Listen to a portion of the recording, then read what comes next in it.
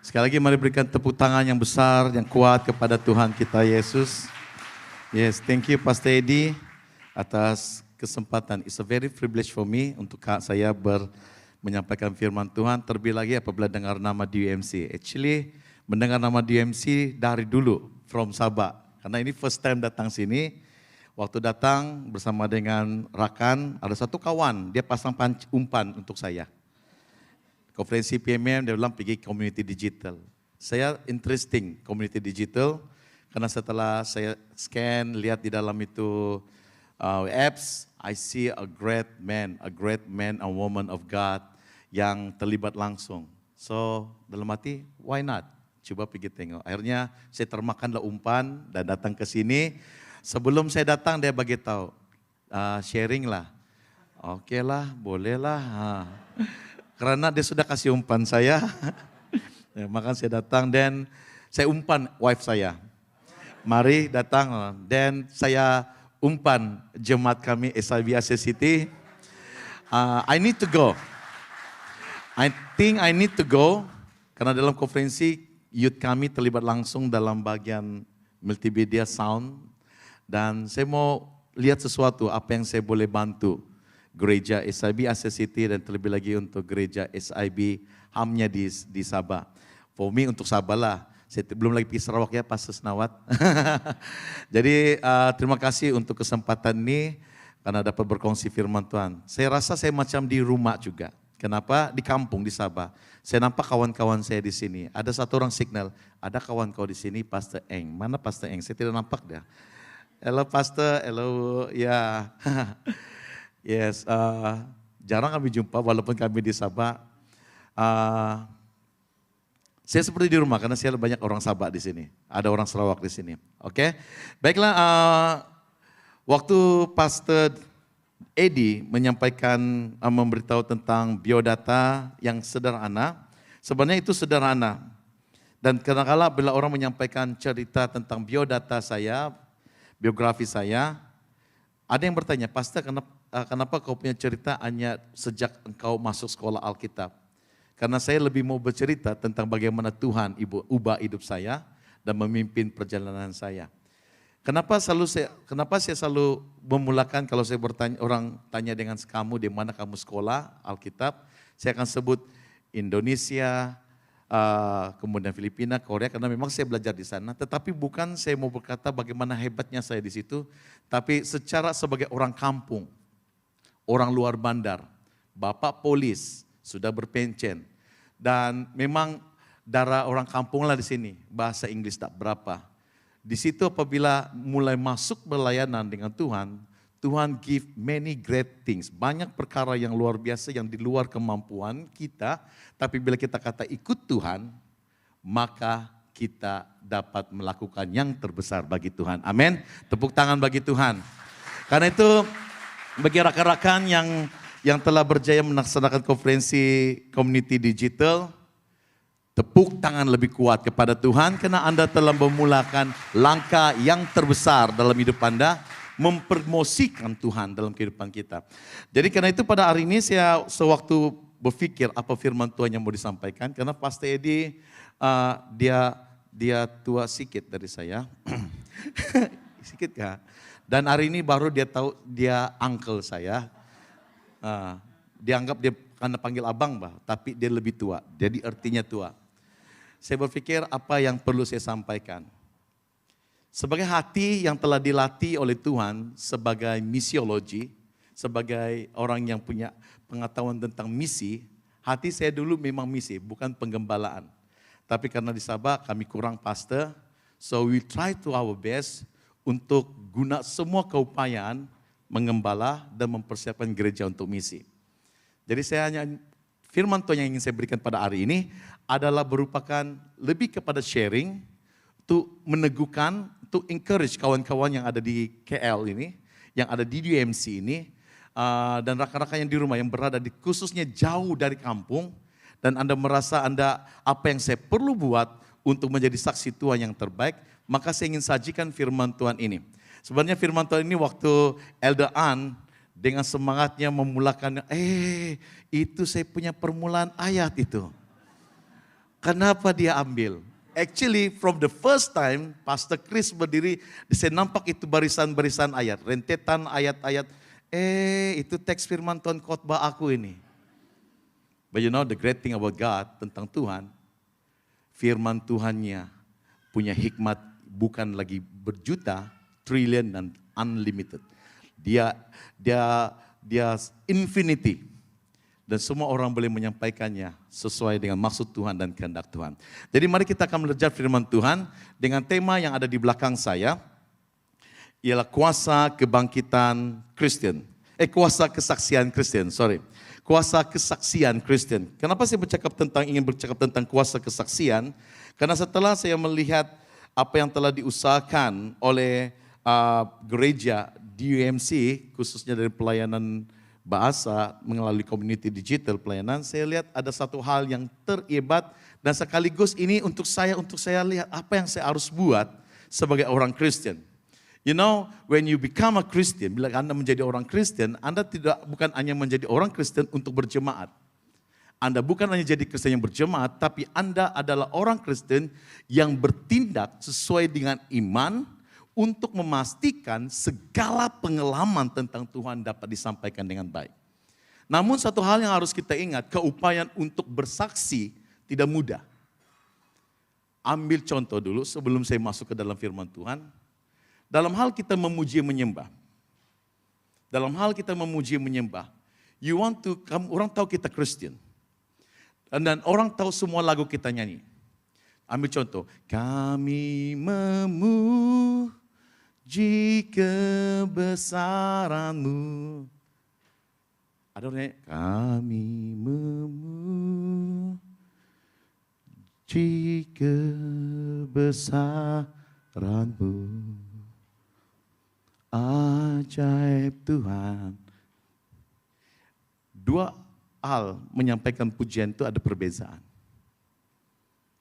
Become a great Christian, you need to be able. Kalau kita harus mampu, kita harus mampu waktu kita memulakan pertemuan dengan Tuhan, pertemuan harus langsung kepada Tuhan.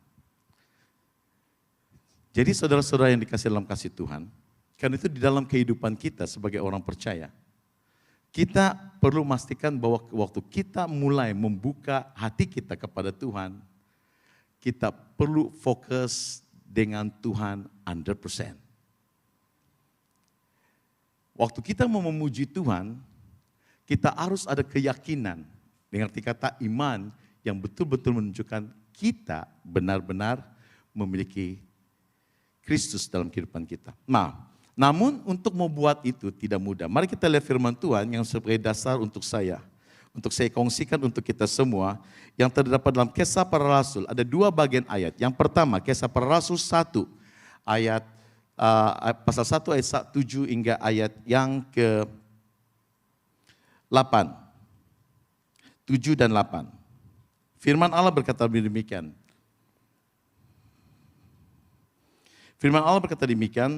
Jawabnya, engkau tidak perlu mengetahui masa dan waktu yang ditetapkan Bapa sendiri menurut kuasanya. Tetapi kamu akan menerima kuasa kalau Roh Kudus turun ke atas kamu, dan kamu akan menjadi saksiku di Yerusalem, di seluruh Yudea dan Samaria sampai ke ujung bumi. Amin. Oke, ada satu hal yang kita harus lihat di situ, ada kuasa diberikan Tuhan. Dan kuasa itulah yang trigger, yang memastikan bahwa pergerakan iman kita, pergerakan Kristen kita berjalan dengan konsisten. Dan kuasa ini bukan datang dari dunia, tapi datang dari Tuhan. Kemudian teks yang kedua. Teks kedua ini impact apabila kuasa Tuhan itu, kuasa Roh Kudus itu turun kepada kita di dalam ayat yang seterusnya. Di Kisah Para Rasul 4 ayat 32 hingga 33. Yang berkata demikian. Adapun kumpulan orang yang telah percaya itu, mereka sehati dan sejiwa, dan tidak seorang pun yang berkata bahwa sesuatu dari kepunyaannya adalah miliknya sendiri, tetapi segala sesuatu adalah kepunyaan mereka bersama, dan dengan kuasa yang besar, rasul-rasul memberikan kesaksian tentang kebangkitan Tuhan Yesus, dan mereka semua hidup dalam kasih karunia yang melimpah-limpah. Ada dua kata yang kita ingin perhatikan, kuasa dan kesaksian. Kalau kuasa, saya percaya Deacon, Elder Ann, dia bercerita banyak. Dan pada mula dulu, waktu saya mau mencari kebenaran arti kata kuasa, yes, I find that the name of dunamis. Nama arti dunamis itu sangat luar biasa. Dan saya masih ingat waktu SIB ada tema dia iman, beriman dinamik. Ada yang menerjemahkan, menerjemahkan ataupun menafsir dan memberikan definisi dinamik itu sebagai dynamite, bom. Seorang yang ada iman harus ada imannya bom. Mati kita. But you know, ya itu dynamite. Tapi apabila kita melihat lebih dalam, mendefinisikan, melihat arti dynamite, dinamik itu, apa yang saya boleh katakan di sini? Dinamik itu adalah sebuah pergerakan yang progresif, yang tidak akan mudah turun. Dia akan go on, beri impact yang besar. Impact yang membawa perubahan, impact yang memberikan terobosan, impact yang elevate. Banyak perkara, terlebih lagi kalau itu bermula daripada Tuhan. Jadi pada hari ini, kita mau lihat itu kuasa yang membuatkan kita bersaksi sebagai Tuhan. Hari ini saya percaya, kenapa di UMC, khususnya melalui pelayanan BM ini, ada community digital, ini adalah cara Tuhan ingin memastikan Anda boleh melaksanakan iman Anda melalui pelayanan yang dinamik. You go through the boundary. Kamu menembusi sempadan yang selama ini orang tidak pernah terpikir. Namun dengar baik-baik, perkara ini bukan baru. Perkara ini adalah lanjutan daripada karya-karya Tuhan yang bekerja dalam kehidupan kita. Banyak orang melihat bahwa perkara hari ini adalah perkara yang terbaru. No. Sebagaimana ungkapan Pastor Chris, apa yang kita buat hari ini adalah kesinambungan pekerjaan Tuhan. Karena Tuhan yang bekerja daripada mula sampai Maranatha nanti ingin memastikan namanya yang besar diagungkan. Dan Anda dan saya adalah pribadi-pribadi yang Tuhan ingin pakai. Bercakap tentang kesaksian. Jadi tadi kata kuasa itu tentang kegerakan yang sangat dinamik. Yang datang daripada Tuhan untuk kita bersaksi. Sekarang saya mau kita lihat kata kesaksian. Next. Activity bersaksi dalam kehidupan orang Kristen dikenali sebagai marturia. Itu dalam bahasa Yunani. Dan saya melihat ini dan mendefinisikan bahwa maksud marturia ini adalah kesaksian iman yang berpaksi kepada Injil Kristus itu sendiri. Injil adalah berita baik. Dan berita baik ini bukan hanya bermula di dalam perjanjian baru, tetapi telah mula disampaikan oleh Tuhan. Pada saat bangsa Israel mula diangkat menjadi bangsa pilihan, ada berita baik kepada bangsa itu supaya mereka dijadikan teladan bagi generasi Allah yang sampai hari ini yang harus berdiri memuliakan Tuhan. Karena itu di dalam kita belajar firman Tuhan, kita bukan hanya suka pada perjanjian baru tentang Yesus dan murid-muridnya, tapi segala pengajaran yang telah diberikan Allah, yang telah diilhamkan Allah, yang telah diberikan Allah melalui bangsa Israel. Beginilah mau jadi umat yang terbesar bagi Tuhan. Umat yang memuliakan Tuhan. Nah saudara-saudara, jadi bersaksi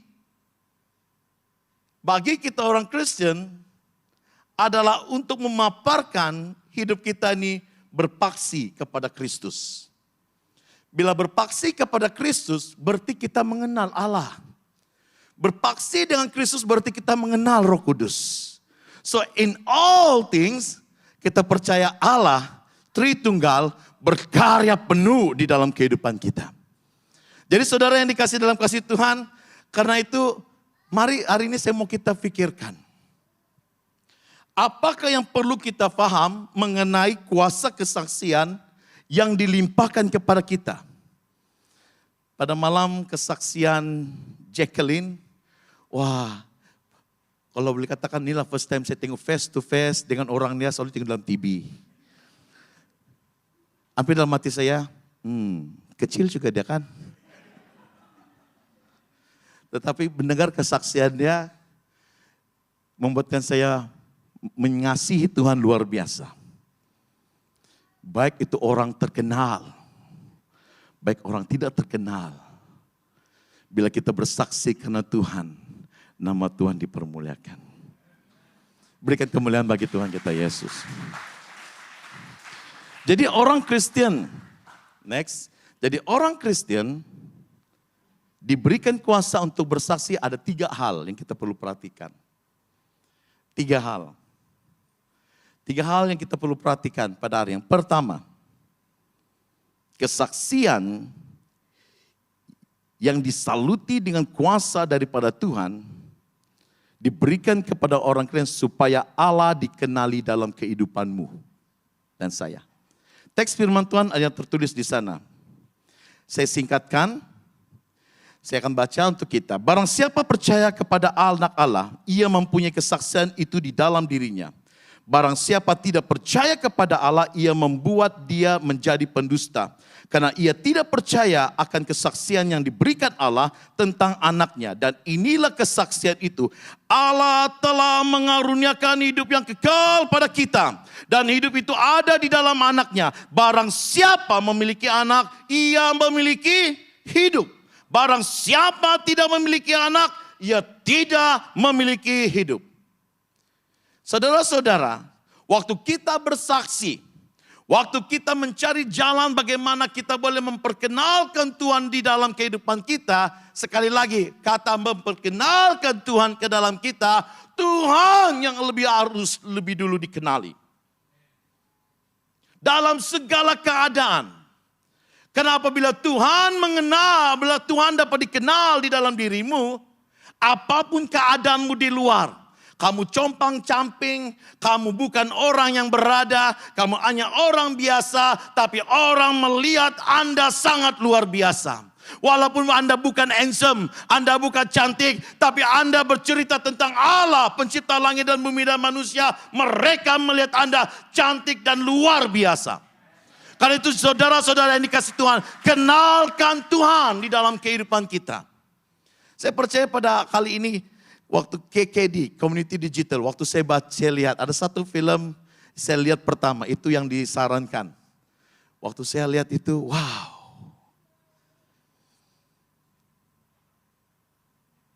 Saya tahu orang itu bukan orang sebenar. Saya tahu pelakon sana itu cuma pelakon. Dan memang ada di antara memang pelakon. But when you tell the story, when Anda melakukan cerita sebenar, dengan sungguh-sungguh karena mau mengenalkan Tuhan, orang yang melihat akan melihat bagaimana perjalanan Tuhan di dalam kehidupannya. Kenapa saya bagi biodata saya panjang? Saya bersyukur karena Pastor Edi tidak bagi nama, tidak baca semua. Sebenarnya saya bingung untuk mana mau cut. Saya bagi saja, mana saja. Di mana-mana conference kan saya bagi, mana pakai yang boleh pakai. Jangan pakai, tidak boleh pakai. Tengok masa, jangan lebih 1 menit. Karena di dalam kehidupan saya tidak pernah pikir jadi hamba Tuhan. Saya tidak pernah pikir. Yang saya lebih pikir menjadi lawyer. Tetapi dalam hidup saya mau menjadi lawyer, tidak pernah menggambarkan Tuhan di dalam kehidupan saya. Sehingga Tuhan tarik saya jatuh cinta dalam pujian dan penyembahan. Tidak juga pandai nyanyi nih, sumbang juga nih. Jangan suruh mula saya lagu. That's why saya perlu backup singer yang terbaik untuk mula lagu.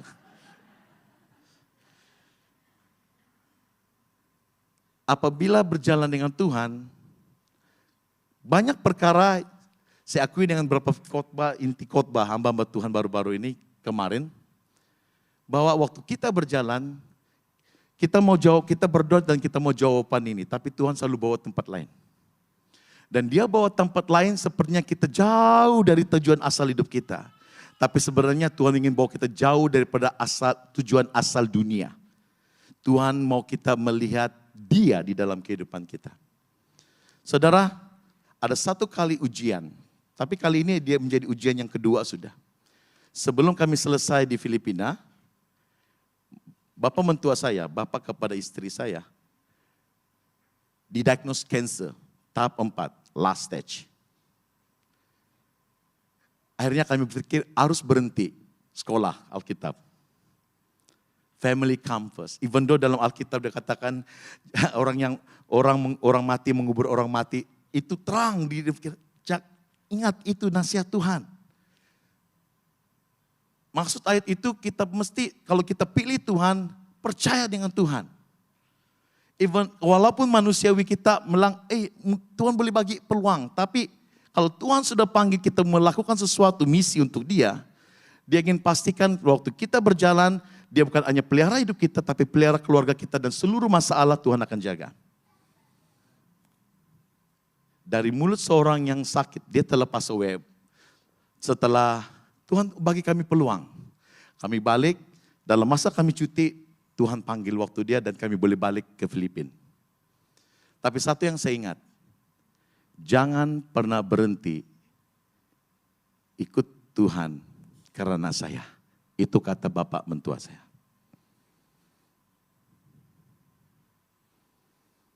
Karena itu dengan sedih, baliklah kita pergi Filipina. Waktu kami balik dalam keadaan sakit, Tuhan kasih izin dia lama hidup. Tapi bila kami balik bercuti, Tuhan mula bagi peluang kami melayani dia untuk terakhir. That's the great thing of God. Hari ini sebenarnya saya hampir tidak datang ke sini. Tapi saya masih ingat nasihat ini juga. Hari ini ibu saya sekarang ini berada di klinik hospital plaintiff. Ya. Karena sebelum kami datang, dia sakit. Kami sangka sakit biasa. Sekali diagnose waktu mau naik kapal, mereka katakan, Cik Damianus, ini anak Puan Kasing, ya. Minta maaf, boleh bercakap kah?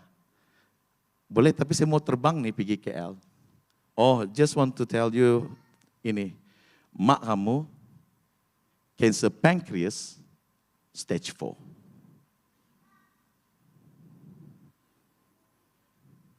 And all time, sepanjang conference, setiap malam dia dimonitor, ada satu masa dia oksigennya turun. Perlukah saya meraung sebagai anak ya? Tapi saya punya istri yang dia tidak cakap apa-apa, tapi dia tahu saya berdoa, saya tahu dia berdoa, saya pun berdoa. Pagi hari karena beritahu, mama sehat. Tadi pagi dikatakan juga mama sehat. Itu bukan bagi Tuhan. Walaupun di ujung cerita dikatakan dokter katakan menurut seorang yang menjaga, mereka tunggu kau pulang untuk bawa mama pulang. Because for them sudah tiada. Tapi for us yang kenal Tuhan, harapan dengan Tuhan itu tetap ada. Amin. Jadi saudara-saudara yang saya kasih dalam kasih Tuhan, itu kesaksian kecil. Jadi dalam kita mau melayani Tuhan, bersaksi, kita harus memperkenalkan Tuhan dalam segala keadaan. Mungkin kamu berulang kali dengar ini, kita senang bersaksi dalam keadaan senang. Tapi dalam keadaan sukar, apakah kita boleh bersaksi? You know, saya gunakan istilah ini team praise and worship, karena mereka selalu di depan. Karena saya di gereja saya di Asa City, saya sebagai head director of the praise and worship.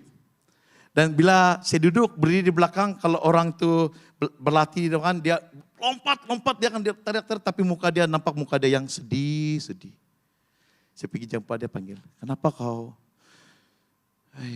Banyaklah masalah. Saya bilang, jangan biarkan kesedihanmu mengganggu kamu melihat kebesaran Tuhan. You need to trust God. Bagaimana kita boleh beritahu dan ambatan berkhotbah, mari bersukacita dalam segala kelemahan, sedangkan Anda sebagai satu tim yang melayani, ada di antara yang lagu sukacita ada di rumah Tuhan. Karena itu saudara-saudara, jadi anak Tuhan ini tidak mudah.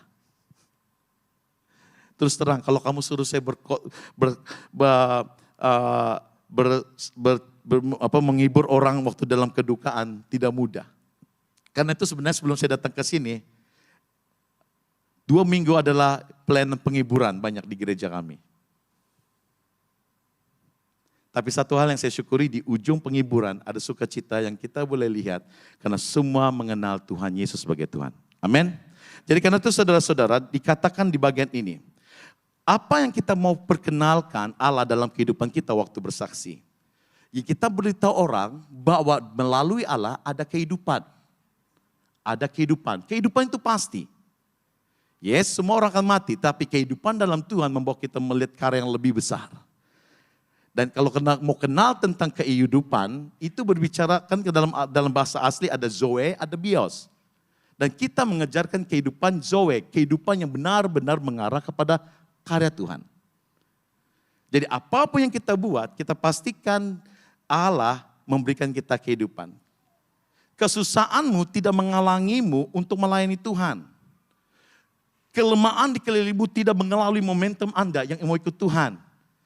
Saya suka brother yang MC tadi, dia berusaha dengan sebaik mungkin dengan tubuhnya yang apa. Saya percaya kalau pasti dia banyak kelemahan juga kan. Tapi he tries best. Sehingga orang nampak, wih lucunya, cute-nya, wow. Tepuk tangan. Karena dulu saya sangat takut karena panggil gumuk. Apalagi kalau nyanyi, gumuk kurus, tinggi rendah, Kau cakap gumuk. Tapi satu hal yang kita harus ingat. Kehidupan kita itu karena Tuhan. Size is doesn't matter. Di mana tuh aku mendengar tuh? Tapi Tuhan yang paling penting. Selain itu, kepastian akan keselamatan. Bila kita memperkenalkan Allah, orang akan tahu ini orang benar-benar percaya di dalam Yesus ada keselamatan. Dalam Tuhan ada keselamatan. Karena itu waktu Pastor Eddie, dia share something kemarin di sini. Saya tahu kenapa ada orang mencari dia. Karena ada momentum Tuhan, ada karya Allah yang perlu dipelajari oleh seseorang di dalam kehidupan Pastor Eddie yang mereka ingin teladani. Dan kita, saudara-saudara, kita percaya Yesus karena keselamatan dalam Yesus itu kekal. Janjinya bukan pura-pura. Janjinya relevan dari dulu sampai hari ini. Jadi kepastian akan keselamatan dalam Tuhan. Itu yang perlu diperkenalkan. Kedua, hidup sepadan dengan Injil. Di dalam Filipi pasal 1 ayat yang kedua. Berkata demikian. Hanya hendaklah hidupmu berpadanan dengan Injil Kristus supaya apabila aku datang aku melihat dan apabila aku tidak datang aku mendengar bahwa kamu teguh berdiri dalam satu roh dengan sehati sejiwa berjuang untuk iman yang timbul dari berita Injil dengan tiada digentar apapun oleh lawanmu. Bagi mereka semua itu adalah tanda kebinasan, tetapi bagi kamu tanda keselamatan, dan itu datangnya dari Allah. Sebab kepada kamu dikaruniakan bukan saja untuk percaya kepada Kristus, melainkan untuk menderita untuk Dia. Nah, saudara-saudara, di dalam teks ini, hidup sepadan dengan Injil bukan hanya karena firman Tuhan itu melekat di sini dan berjalan dengan kita. Bukan hanya waktu kita merenungkan firman Tuhan, kita akan ikut tanpa tidak mengenal kesan apabila kita ikut firman Tuhan. Ramai orang boleh baca firman Tuhan, tapi tidak ramai yang boleh melakukannya. Ramai yang boleh melakukannya, tapi mengaplikasikannya sepenuh tidak ramai. Tapi apakah itu menghalang pekerjaan Tuhan? Tidak. Karena itu di dalam firman Tuhan ini, diingatkan, waktu kita hidup sepadan dengan Injil, dengan firman Tuhan, ada 3 perkara di bagian ini. Yang pertama itu dikatakan teguh iman. Kuasa kesaksian Kristen dalam hidup kita, waktu kita bersaksi kita teguh iman. Jangan pernah melupakan. Nah, seringkali kita dengar ini, ada orang sakit dipanggil untuk berdoa. Bahkan kita tidak kenal. Dia telepon, pastor, tolong saya berdoa. Tolong saya sakit, saya berdoa. Oke, kamu percaya Tuhan? Percaya. Kamu percaya Tuhan menyembuhkan? Percaya. Belum lagi kau tanya, dia percaya sudah habis.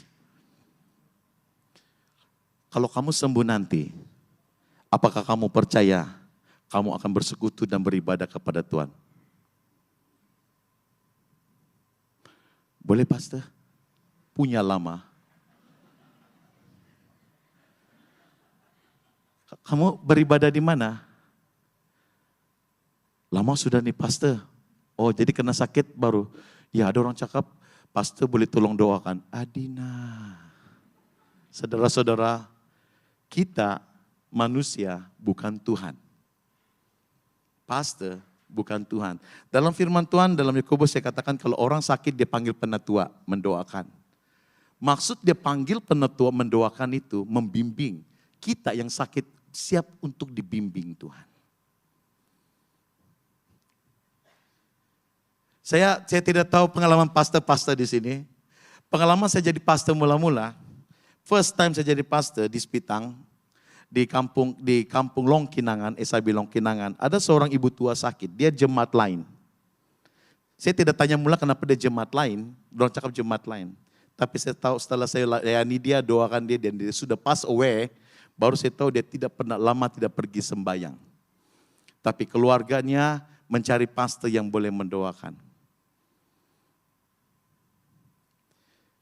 Saya bersyukur dengan Tuhan, ya Tuhan, nasib kau berikan keupayaan. Karena sewaktu mendoakan dia, sebelum mendoakan, kita bimbing dia dengan firman Tuhan. Bu, kau percaya Tuhan ya? Kau sudah terima Yesus sebagai Tuhan dan Juru Selamat? Dia diam. Oke Bu, ikut saja ya, saya berdoa. Dia tidak jawab, tapi dia sudah tua. Dia jemaat tinggal di sekitar gereja. Berdoa, dia ikut doa, amin. Setelah 3 hari diberitahu, dia pass away. Hati sedih, tapi di balik kesedihan itu bersyukur Tuhan, terima kasih. Saudara yang dikasih dalam kasih Tuhan, hidup sepadan dengan Injil adalah hidup yang teguh iman. All the time. Saya bersyukur karena saya mendengar kesaksian besar daripada DMC, how you do a great things. Saya surprise, wow begini besar di gereja, begini besar keupayaan yang ada. Dan itu tidak boleh berlaku kalau sebulan, setahun, 2 tahun. Dia lama kan? Dia lama. Sama juga hari ini. Kalau saya bercakap dengan kawan-kawan yang pastor muda, kalau kamu berkhotbah, saya bilang tahun ini, jangan cakap puas hati. Terus berkhotbah, terus bersaksi, maka firman Tuhan yang kamu sampaikan akan mantap. Yang memantapkan itu bukan teknik, yang memantapkan itu adalah Tuhan dan Roh Kudus. Tapi, dengar, orang yang teguh imannya siap untuk dilatih dan dibimbing. Amin. Kedua, di bagian ini bercakap tentang kesatuan iman. You know, kesaksian yang hebat tidak akan terjadi kalau tidak ada kesatuan iman. Macam saya bersaksi. Siapa sih ini percaya? Wah dia, betul kan tuh? Betul kan tuh? Saudara yang dikasih dalam kasih Tuhan. Kan ada juga orang begini, kalau dulu gereja dulu, kami dulu, kalau tiap tahun baru saya melayani di apa, saya tahu sudah siapa yang akan bersaksi tahun baru yang pertama. Tek, nenek nih, dia cerita E sampai Z. Tik nih, sampai ada orang bercakap. Akhirnya saya katakan begini, jangan pandang rendah tentang kesaksian orang yang berulang-ulang. Karena itu untuk tolong dia, bimbing dia. Jangan, balik-balik juga sama yang sama. Tapi ada orang yang first time datang dengar, wow, dia sungguh luar biasa. Jadi teguh, ada kesatuan iman. Selain itu tahan menderita. Di dalam teks ini, di bagian terakhir dalam Filipi ini dikatakan, melainkan untuk menderita. Kita bukan hanya percaya, tapi mampu untuk menderita bagi Tuhan. Nah, mampu menderita di sini saudara-saudara, bukan menyakitkan badan begini. Tetapi sepanjang kita ikut Tuhan, ada tekanan, ada serangan, ada yang menghambat Anda untuk bertumbuh dalam Tuhan. Untuk Anda mampu bertumbuh di dalam penderitaan yang dialami dalam kehidupan dunia ini, kita harus fokus on the word of God. Injil. Di mana kamu boleh nampak Injil itu dilakukan dalam kehidupan Anda? Melalui kata-kata Anda, melalui kehidupan Anda. Jangan sinis, jangan menyindir. It's better berdepan, bercerita. Kalau ada orang lemah, janganlah serang terus kan. Jumpa cerita apa kelemahan kamu. Dan bagi yang lemah, jangan malu untuk beritahu, saya lemah, saya tidak pandai, saya tidak pandai. Kalau kita membiarkan itu, penderitaan itu akan iblis gunakan untuk melemahkan kita. Nah, di dalam 1 Petrus 2 ayat 12, mengenai ayat ini, milikilah cara yang hidup yang baik di tengah-tengah bangsa bukan Yahudi, supaya apabila mereka memfitnah kamu sebagai orang durjana, mereka akan melihatnya dari perbuatanmu yang baik dan memuliakan Allah pada hari Ia melawat mereka. Biarlah kelemahan penderita yang ada dengan kita, orang melihat bagaimana keadilan Tuhan di dalam kehidupan Anda. So, kalau sebagai anak Tuhan, pastikan sebelum karya Tuhan itu terjadi, prepare yourself well. Agar setiap waktu pekerjaan Tuhan terjadi dalam kehidupan Anda boleh memuliakan Tuhan. Dan paling penting, kita cakap, kita buat. I love you. Yes, I love you. Sekali tengok, rupanya kita love hanya orang tertentu, tidak orang semua. You know, lebih parah waktu kita mau mengasihi orang yang pernah menyakiti hati kita, betul? Tidak kira, ini bukan bercakap orang luar Kristen, dalam Kristen. It's happen all, dalam semua. Kita cakap, oke, saya sudah ampuni kamu. Dalam hati, saya manusia bah. Manusia bah saya ini. Yalah, kau senang kan mengampuni. Dia tipu saya, dia bilang belanja KFC, dah juga. Dia tipu saya, janji di LRT di sana. Saya tunggu-tunggu dia di sana. Jumpa, oke, enggak apa-apa. Tapi nanti lain kali tipu-tipu, bohong-bohong lagi. You know, as a Christian, apa yang kita ungkapkan harus kita lepaskan dengan ikhlas. The integrity in Christ is penting dalam semua hal perkara. Jadi karena itu saudara-saudara, dalam hidup kita harus pastikan hidup kita sepadan dengan firman Tuhan. Kalau mengasihi dan mengampuni. Mengasihi dan melayani. Karena itu as a Christian, jangan hanya jadi jemaat, tapi jadi pelayan Tuhan. Amin. Amin. Berikan kemuliaan bagi Tuhan kita Yesus. Yang terakhir, kuasa kesaksian Kristen yang dilimpahkan kepada Tuhan, yang kuasa yang dinamis, yang dinamik, adalah untuk yang ketiga, memanifestasikan karya Roh Kudus. Memanifestasikan karya Roh Kudus. Saya ambil teks ini sekali lagi. Engkau tidak perlu mengetahui masa dan waktu yang ditetapkan Bapa sendiri menurut kuasanya, tetapi kamu akan menerima kuasa kalau Roh Kudus turun ke atas kamu, dan kamu akan menjadi saksiku di Yerusalem dan di seluruh Yudea dan Samaria dan sampai ujung bumi. Ayat ke-7, engkau tidak perlu tahu. Ada orang minta saya khotbahkan tentang wahyu. Dan mereka mau tahu apa yang akan terjadi di sana. Di masa yang akan datang, akhir zaman. Good. Saya bilang bagus. Tapi saya tanya, apa tujuan kamu mau tahu tentang wahyu? Tentang nubuatan, tentang akhir zaman. Banyak orang mau tahu apa yang terjadi di era kesusahan. Saya bertanya dengan mereka, apakah kamu akan pergi ke sana? Saya ada satu kesaksian tentang hal ini. Dulu waktu saya sekolah kami selalu berdoa begini. Bapak berkati kami, pimpin kami, hidup kami sampai Tuhan datang. Terus itu profesor cakap, oke, saya mau tanya kamu, siapa di sini yang akan mau tinggal di dunia sampai Tuhan datang? Semua angkat tangan. Oke, mari kita buka kitab Wahyu. Udah bilang, bila Tuhan datang, dia bilang, lupa-rupanya ada kesusahan. Pertanyaan, apakah Anda boleh bertahan di dalam 7 tahun kesusahan itu? Kalau bagi saya senang kalau Tuhan datang. Saya tidak perlu tunggu Tuhan datang, tapi Tuhan angkat saya pada pengangkatan pertama. Karena itu waktu kita berdoa, bahkan melayani orang yang di dalam kedukaan, kita bagi janji ini. Orang yang mati, bahkan hidup dalam Kristus, akan tetap hidup di dalam Tuhan. Saudara-saudara yang dikasih dalam kasih Tuhan, dalam teks ini, orang yang bersaksi untuk Tuhan adalah orang yang memanifestasikan karya Roh Kudus dalam kehidupannya. Memanifestasikan karya Roh Kudus ini, saudara-saudara, bukan just be a normal Christian, but to be a great Christian. Sewaktu kemarin mereka bercerita tentang peningkatan Kristen pada tahun 70-an, 80-an, itu adalah tahun di mana revival, the great revival happen. Dengar baik-baik, itu bukan hanya di Malaysia, tetapi seluruh dunia. Seorang pendeta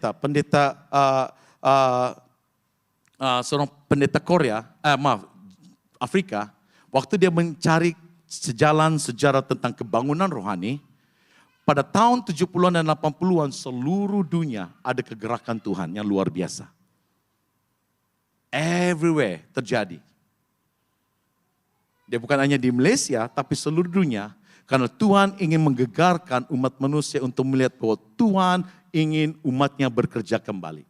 Saudara yang dikasih dalam kasih Tuhan. Karena itu dalam teks 1 dan teks 2, dalam Kisah Para Rasul 1 dan 2, kita melihat karya Tuhan itu terbesar. Setelah Roh Kudus turun atas kita, dalam kedua ada 4 perkara impak manifestasi Roh Kudus itu sendiri. Yang pertama, terjadi pencurahan Roh Kudus. Yes, Roh Kudus turun, murid-murid Yesus mulai dijamah Tuhan, mereka boleh bermanifestasi tentang karya Tuhan. Kemudian diteruskan di dalam Kisah Para Rasul 2, ada terobosan baru terjadi. Di mana anak-anak Tuhan yang tidak pandai berbahasa daerah, mereka boleh berbahasa daerah. Kisah Rasul pasal 2. Kamu baca seluruh, saya cuma simplify dia. Kemudian setelah terjadi terobosan baru, orang boleh connect, bercerita tentang Tuhan, memuliakan Tuhan. Kemudian yang kedua terjadi kesaksian firman Allah. Di mana? When Petrus berkhotbah. When he preached, dia berkhotbah dengan pimpinan Roh Kudus. That kind of Christian is good. That kind of Christian is great. Karena itu setiap kita saudara-saudara anak-anak Tuhan, bukan hanya pastor yang harus menyampaikan firman Tuhan, seluruh umat Tuhan. Kita anak Tuhan, kita umat Tuhan yang Tuhan sediakan di bumi ini untuk memberitakan perkara besar tentang Tuhan, untuk mempersiapkan bumi ini karena saat Tuhan datang, bumi memuliakan Tuhan. Amin. Berikan tepukan bagi Tuhan kita Yesus. Kemudian setelah firman Allah disampaikan, maka terjadilah transformasi. Kita lihat setelah pencurahan Roh Kudus, firman Tuhan Allah telah disampaikan, orang bertambah banyak, gegaran terjadi dalam kehidupan iman orang Kristen. Everyone move. Jadi kelompok kecil. Dan ada 2 cara mereka kena move, kena gerakan. Ada penganiayaan, orang lari. Kelompok kecil terjadi. Tapi terjadi di mana-mana. Bila mereka pergi daerah, negara-negara, benua lain, rupanya ada orang di sana juga perlu kawan. Di sini kita kawan, kita kumpul, kita berdoa. Tapi mereka fokus dengan Tuhan. Ada yang jadi kelompok kecil karena pelayanan. Sendiri-sendiri jalan. Murid-murid Yesus tersebar untuk menyampaikan firman Tuhan. Itu transformasi yang terus terjadi sampai hari ini. Saudara-saudara yang dikasih dalam kasih Tuhan. Di dalam Kolose 3:23, next. Apapun juga yang kamu perbuat, perbuatlah dengan segenap hatimu seperti untuk Tuhan dan bukan untuk manusia. Karena itu waktu kita berjalan di dalam Tuhan, manifestasi karya Roh Kudus dalam kita adalah kita buat untuk Tuhan. Bukan untuk kita dipuji. Untuk kita dapat mengangkat nama Tuhan. Nah saudara, karena itu Tuhan bagi kita buah roh. Ini yang syok sekali. Saya suka cerita ini. Karena waktu saya cerita tentang karunia-karunia roh di dalam gereja kami, di kalangan anak mudi. Rupa-rupa ada pula itu dalam aku kan.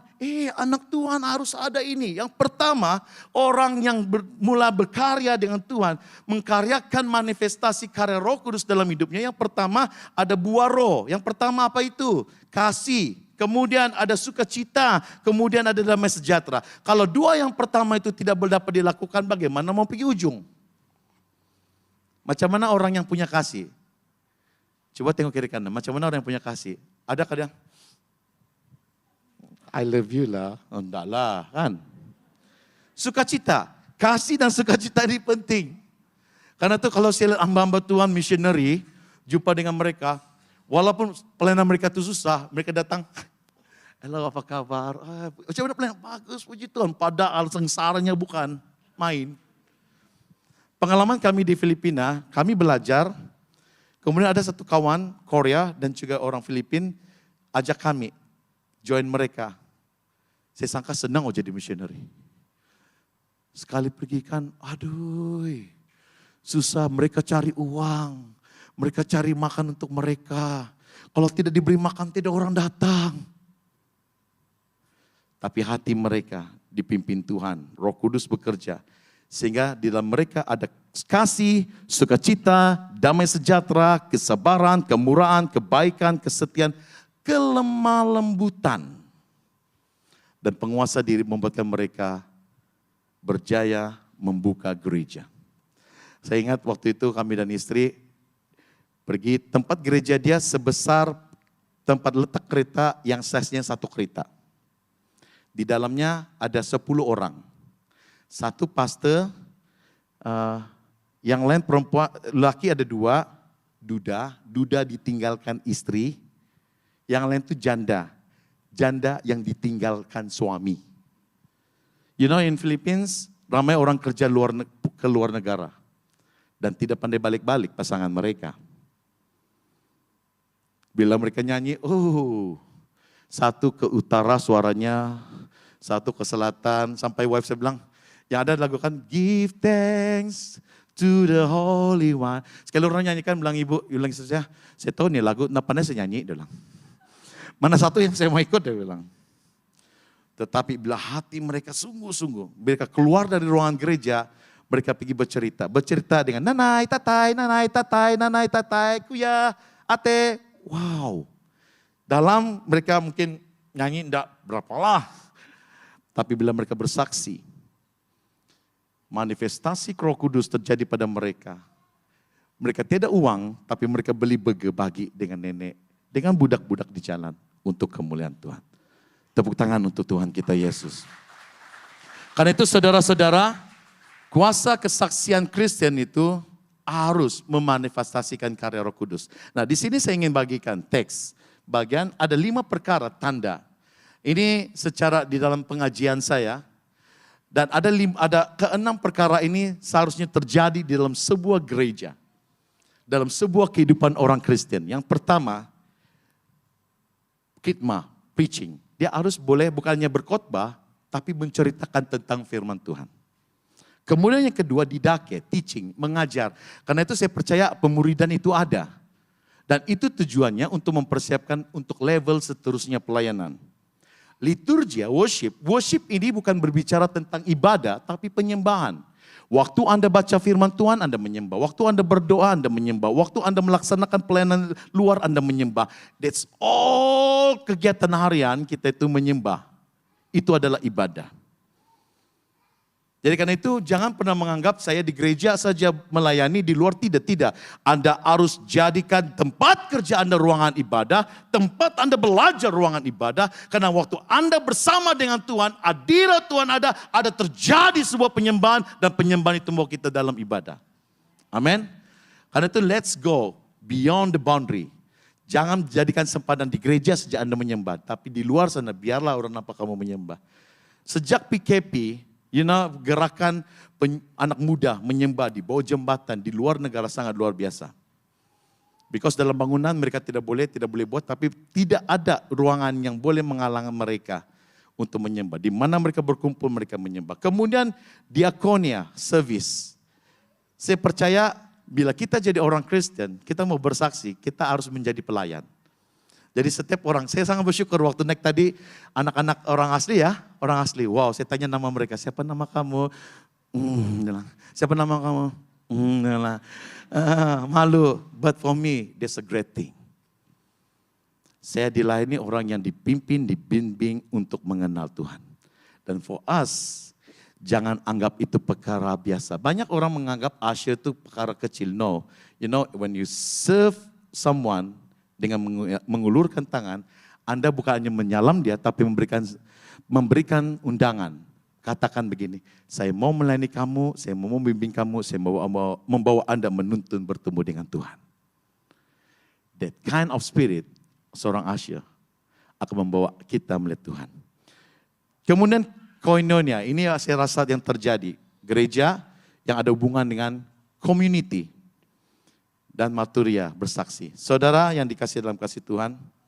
Jadi orang yang beriman, orang Kristen adalah orang yang bersaksi tentang Injil. Injil siapa? Yesus Kristus. Khasnya bahwa kita bersaksi karena Yesus telah bangkit dan terus hidup dalam kehidupan kita. Sebagai kesimpulan,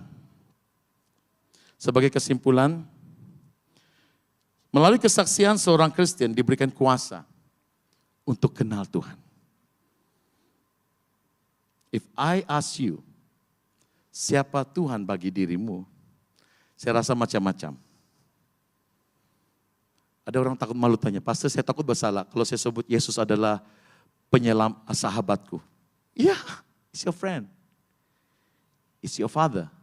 It's your mother.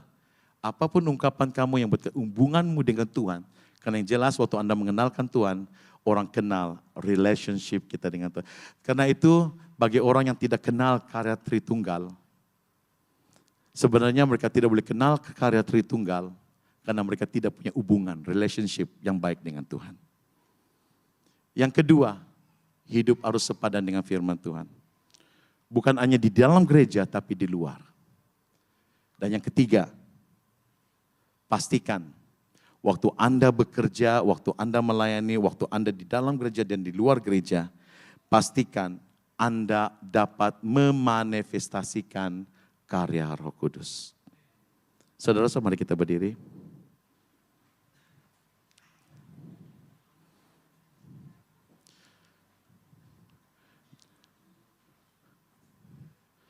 Kebesaran Tuhan yang terbesar dalam kehidupan kita adalah apabila kita benar-benar dapat memberikan hidup kita kepada Tuhan. Memberikan hidup kepada Tuhan adalah memberi karya Allah yang terbesar dalam hidup kita. Karena itu saudara-saudara, mari pastikan waktu kita menjadi saksi Kristus, kita bukan hanya berjalan kosong, tapi ada kuasa Allah, karya Allah di dalam kehidupan kita. Karena karya Allah itu adalah karya yang indah untuk kita semua. Mari kita berdoa. Bapa kami di surga, Bapa yang kami syukuri di dalam nama Tuhan Yesus. Kami tahu Engkaulah Tuhan yang terbesar dalam segala sesuatu. Engkaulah Tuhan yang memimpin kami untuk mengerti bahwa setiap yang kami lakukan dalam kehidupan kami ada karya Allah yang terbesar. Karena kami tahu waktu kami menjalani hidup kami dalam Tuhan, kami tidak pernah meragui Engkau Tuhan. Engkau memimpin kami untuk dapat kenal Engkau setiap masa. Bahkan pengenalan akan Engkau Tuhan semakin jernih, semakin jelas. Karena setiap langkah yang kami lalui, Engkau Immanuel menyertai kami. Bahkan firman-Mu yang mungkin sulit bagi orang untuk kenal. Tapi Roh Kudus-Mu yang senantiasa mengiringi kami, membuatkan kami rindu untuk merenungkan firman Tuhan, sehingga firman Tuhan yang kami sampaikan always, selalu membuat kami dekat dengan Engkau Tuhan. Bahkan menggenapi janji firman Tuhan, mengasihi Allah, mengasihi sesama. Tuhan, kami juga bersyukur karena firman Allah yang kami dengar hari ini adalah firman yang ingin menegaskan untuk kami. Jangan pernah menghalang karya Tuhan terjadi dalam hidup kami. Jangan pernah menghalang karya Kristus terjadi dalam hidup kami. Jangan pernah meragui pekerjaan Tuhan dalam kehidupan kami. Dalam keadaan senang dan keadaan tidak, dalam keadaan senang, dalam keadaan susah, Engkau senantiasa berkarya dalam kehidupan kami. Engkau Allah yang baik, Allah yang penuh kuasa. Karena itu Bapa, biarlah Roh Kudus-Mu pimpin langkah kami. Agar saat kami menjadi saksi Tuhan, Engkau Tuhan dikenali dengan lebih dekat. Di dalam nama Yesus kami sudah berdoa. Amin.